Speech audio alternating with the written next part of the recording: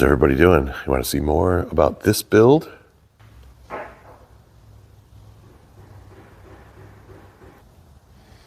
Well, just stay tuned. We're going to go over this build front to back and make sure you have all the information that you need on it and give you links to purchase the whole package. Let's go ahead and start off in the front. This is a 2026 F150 XL trim package. Does not have factory fog lights at all. So we utilize that blank plate as a great mounting surface for our 4-inch Mpower light. Now we chose an alternating flash pattern there, but if you choose a simultaneous to meet your needs, no problem. Plenty of patterns available for the Mpower light and plenty of options. Right above that, we use the Acari 22-inch low pro mount, which is our favorite mount here in the shop. It's what we use for almost all of our light bar installs where we want a removable mount that causes no damage. On top of that mount, we did a 16-inch Whelen LED light bar. I've got many in-depth videos on my website in the mounts section on that Acari mount page about how to mount the light bar to the Acari mount and how to fish those wires under your headliner. It's a real easy task, not a big deal at all, so don't feel intimidated if you need a light bar like what you're seeing. Now, of course, if the light bar isn't your flavor, no big deal. You could always take it off this package and get only the Mpower lights that are running around the belt of the vehicle. Again, those are 4-inch Mpowers right on the front fog bezel, and just directly behind that, you can see inside the factory badges on the side of the fender, we used a 3-inch Mpower. That 3-inch Mpower does a fabulous job of 180-degree warning for the whole back half of the truck. Basically, anything from the fender's back is going to see that light. It's going to do a very good job, as you can clearly see here in the camera. The light bar also has end cap lighting, so you can see it from the side 360. That is a 360 light bar on the top. There's a little closer shot of that badge light. Now, if a dual color or tricolor light is your flavor, please reach out. We can modify this package and create something custom for you if amber is not enough. Now, as we carry around back of the truck, you can see we carried on that theme of 3-inch Mpower underneath the factory tails. Now, those factory tails are LED and in fact have no ability for a hideaway in amber to be added. They're factory white LED reverse and red brake tail turn signal. So you have no ability to flash anything amber in that factory tail light at all. So the next best option is to go below it with a 3-inch Mpower, as we show right here in that gap between the bumper and the tail light. It makes a very good spot for the Mpower and works extremely well.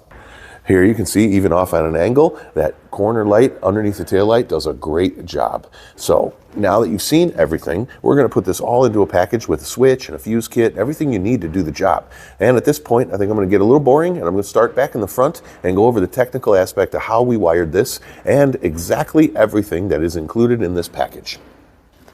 All right, so let's talk about it front to back. What's first? Power, right? Where are we going to get power and ground? We're going to the battery on the passenger side. Right on the top of the battery, we're going to run a 16-2 wire. We're giving you 25 feet of 16-2, which is plenty to go from the battery, positive and negative, all the way back to your switch.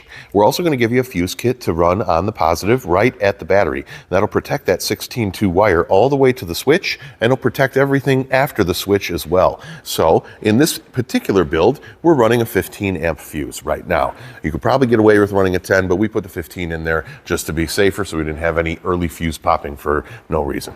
Now, the other wiring we're using primarily on this is our 2 power control wires. One is a 22-5 and one is an 18-5. They're identical except in size. The 22 is, of course, smaller. Now, we're going to go ahead and give you 50 feet of 22-5, and that's going to be to extend all 4 of the front Mpowers. I know you only see 2 right now, but don't forget the 2 on the badges. So what we're going to do is individually extend all 4 of those Mpowers. I'm giving you a 22-5 because if you happen to order an amber white Mpower, you wanted to use the flood, the 22-5 will have the extra wire. If you don't need to use the flood, the sync, the power, the ground, and those will be the 3 that you're going to use. Now, dependent again on how many features you want to enable in these Mpower lights, will dictate how many wires in the 22-5 you actually use. So maybe 1 or 2 wires you won't use, no big deal. So individually extend all 4 of those lights at the actual light and make your connections for syncing and your pattern selection, etc. at the other end. I don't ever try to set these lights when they're on the bumper at that connection behind the bumper. That would be very much a pain in the butt. So we extend the wiring, we bench test the lights, bench set the lights, and then synchronize them behind the switch. So 4 lights in the front, all 4 will be extended with 22-5. All 4 will go right through the firewall through a 3/4 grommet, and they'll also go with your 16-2 from the battery All of that will be brought in behind the switch by the firewall, where you can join them all together, switch to power and sync and do whatever else you need to do. Now, you'll be getting your ground from the battery as well. So you'll be connecting your grounds to the ground that you got right off of the 16.2 from the battery feed. Here's another shot of those badge lights. Now, we have a little more in-depth video about those badge lights. I'm going to try to link to you here so you can see how the badges come off and how to mount those lights, but don't be intimidated. It's a very easy process. No big deal on that. And there's that beautiful Acari mount mounted up to a Whelen 16-inch light bar. We've got plenty of videos on the Acari listings on our website for that drill-free mount on how to mount that light bar to it. So again, don't be intimidated on that either. That's a fairly easy process and completely removable and completely damage-free. I personally like that light bar. That's a 22-inch low-profile mount and a 16-inch light bar. If you wanted a 23-inch light bar, feel free to upgrade. A 23 will also fit on there. We ran with the 16 because it met the customer's needs. Now, speaking a little bit about the wire, we're going to give you a 30-foot piece of 18.5.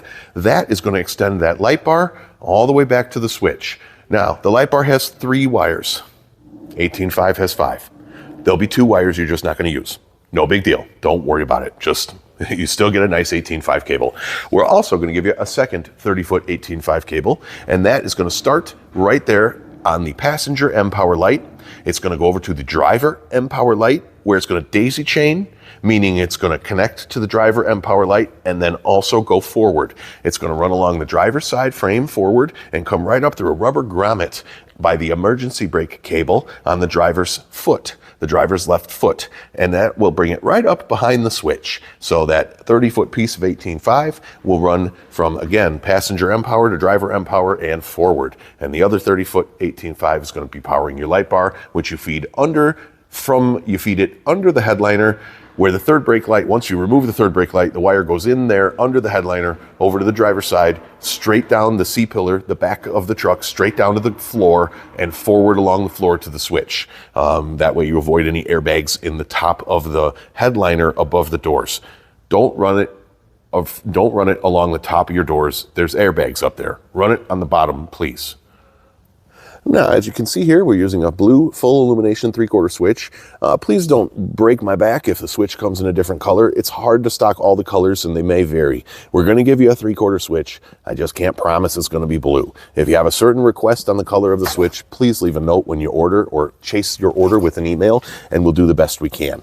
Working underneath there, you can see here our 3/4 grommet, where we like to permeate the firewall. We drill a hole right there with a 3/4 unibit, a metal cutting bit, and we put that 3/4 grommet in there, and that's going to cover up all the wiring that we have coming forward, just as we said earlier.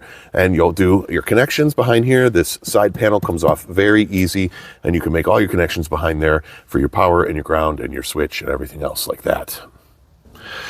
Well, I'll tell you, I hope you enjoyed watching this video as much as we enjoyed building this truck. Our friends over at Dakota Matting are going to use this truck, and if you ever see any of the Dakota Matting boys, you'll find them out there usually working around anywhere they need to run heavy equipment over soft grounds.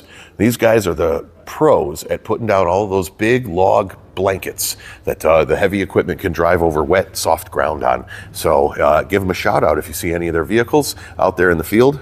There's their logo. So if you do see them, wave at them, tell them you saw them on Wicked Warnings' website, but don't scare them or anything. You know, these guys are out there trying to work. So thanks again for watching. I'll see you guys on the next video. And if you've got an F-150 like this, go ahead and pick yourself up a package. It'll be in the description. We have everything you need. We're going to put an installation accessory kit in there also for you, so you have some installation accessories.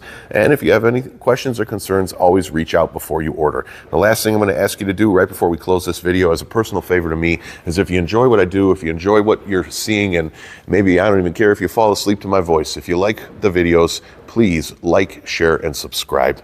I know it's the lamest thing on YouTube to beg for subscriptions and likes and watches and follows, but it's the truth. We need it. We really do. The channel needs you to share the content. So make sure your friends see it, and just share the show is what they say, right? So yeah, that's what you could do for us, and it would really help us out. Thanks again for watching, and we'll talk to you guys in the next video.